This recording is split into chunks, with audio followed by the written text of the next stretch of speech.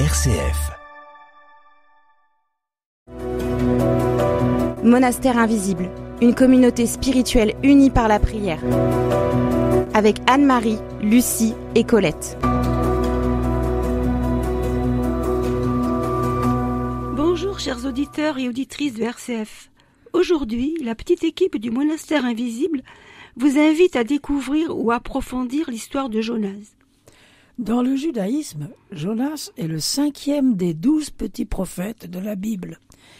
Dans le Coran, Jonas est mentionné dans 6 sourates. Il a vécu sous le règne de Jéroboam II, roi d'Israël, vers 780 avant Jésus-Christ. Il fait part au roi de la promesse divine de maintenir sur le trône d'Israël 4 générations de sa descendance. Cette annonce permet de conjecturer que Jonas est issu d'une des tribus du nord, de Samarie. Il est nommé dans le 2e livre des rois, au chapitre 14. Et comme d'autres prophètes, hélas, il va tenter de se soustraire à son élection, enfreindre l'ordre de Dieu. Dieu envoie Jonas à Ninive, capitale étrangère de l'Empire assyrien, au nord de l'Irak actuel. Cet empire a laissé le souvenir d'une brillante civilisation, mais aussi d'une terrible cruauté.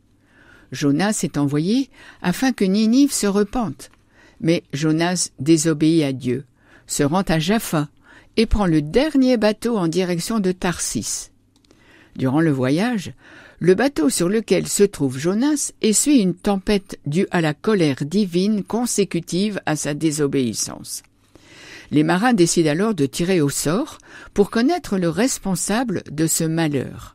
Le sort désigne Jonas. Ils le prennent, le jettent par-dessus bord, et à l'instant même, la mer s'apaise. Jonas est recueilli dans le ventre d'un grand poisson, souvent désigné à tort comme une baleine, durant 3 jours et 3 nuits. L'important n'est pas le poisson, mais ce qu'il évoque. Le Seigneur offre à Jonas un temps de réflexion, et Jonas ressent une angoisse devant l'absence de Dieu, représentée par la mort. Il désire alors revenir vers lui. Il adresse à Dieu une prière. Dieu l'a rendu à la vie. Une nouvelle histoire est possible. Le gros poisson le recrache sur le rivage. De là, Jonas gagne Ninive et y remplit sa mission, en annonçant puis en attendant la destruction prophétisée. Cependant, les habitants de Ninive tentent de se repentir.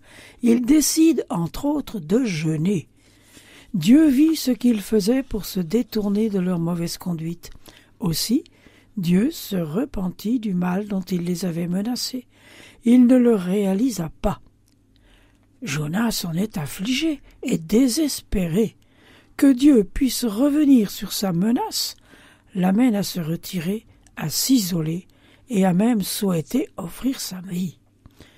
Dieu fait alors pousser un ricin qui fera de l'ombre à Jonas. Puis il fait mourir la plante. Et Jonas est fâché et accablé et exprime à nouveau le souhait de mourir. « Ma mort sera meilleure que ma vie !» Dieu reproche alors à Jonas de se plaindre de la mort d'un simple ricin pour lequel tu n'as pas peiné et que tu n'as pas fait grandir.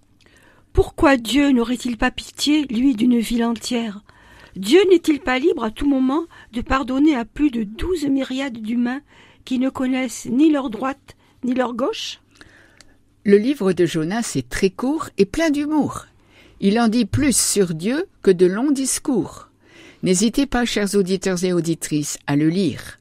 Vous constaterez que l'on peut s'adresser avec une liberté totale. On peut lui dire qu'on n'est pas d'accord. Et ce livre est interprété comme marquant l'importance du repentir, du pardon et de la justice. Le personnage de Jonas est parfois rapproché de celui de Job.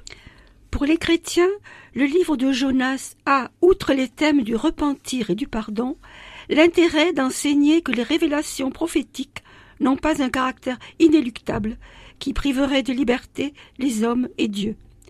Les lectures chrétiennes du livre de Jonas sont fortement influencées par l'Évangile selon saint Luc, chapitre 11, versets 29-30, que la liturgie nous a proposé lundi de la 28e semaine ordinaire.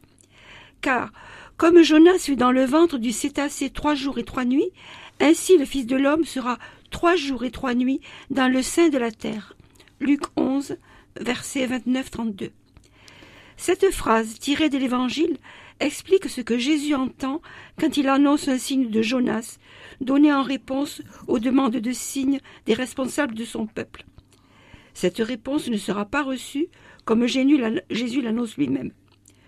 Lors du jugement, les hommes de Ninive se lèveront avec cette génération et la condamneront, car ils se sont convertis à la prédication de Jonas. Eh bien, ici, il n'y a plus que Jonas. Prions avec Jonas, qui dans le ventre du poisson disait « Me voilà, chassé loin de toi, Seigneur. Pourtant, j'aimerais revoir ton saint temple. » Seigneur, nous te prions pour ceux que tu appelles à te suivre dans le ministère sacerdotal ou la vie religieuse et qui passent par des moments de détresse comme Jonas. Fais-les remonter vivants du gouffre et qu'ils chantent leur reconnaissance et tiennent les promesses qu'ils t'ont faites. Nous écoutons le chant « Jonas et le grand poisson », chant chrétien pour enfants. Jonas a choisi de désobéir à Dieu en refusant d'aller à Ninive.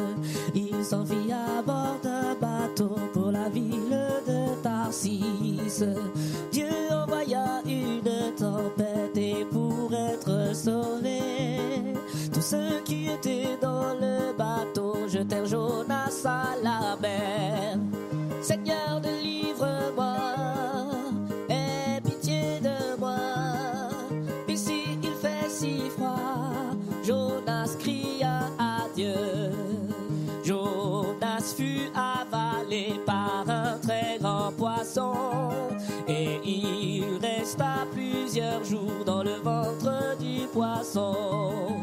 Jonas regretta de ne pas avoir écouté Dieu. Étant dans le ventre du poisson, Jonas se mit à genoux. Seigneur, délivre-moi, aie pitié de moi. Ici il fait si froid. Jonas cria à Dieu. Dieu écouta sa prière, il ordonna au poisson d'aller et déposer Jonas sur la plage la plus proche. Seigneur, délivre-moi, aie pitié de moi. Ici il fait si froid, merci de m'avoir délivré. Seigneur, délivre-moi, aie pitié de moi. Ici il fait si froid, merci de m'avoir délivré. Au revoir, chers auditeurs et auditrices. Au revoir, chers auditeurs. Au revoir. À la semaine prochaine. À bientôt. À bientôt.